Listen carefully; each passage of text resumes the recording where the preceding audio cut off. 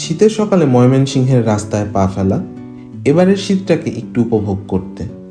নদীর ধারে এক অদ্ভুত শান্তি অনুভূত হয়। এটা এমন এক সময় যখন মাটি, পানি, আকাশ সবকিছু যেন এক সুরে বাঁধা থাকে।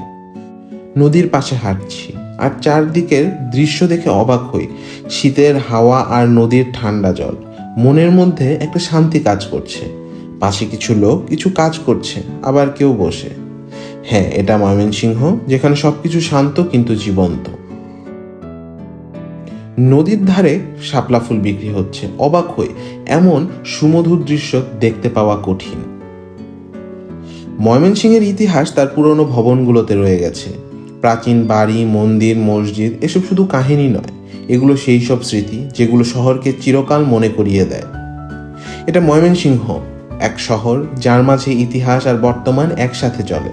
এই শীতের সকালে যখন সবকিছু যেন একটু ধীর গতিতে চলছে, তখনই ময়মনসিংহের আসল রূপটা যেন চোখে পড়ে।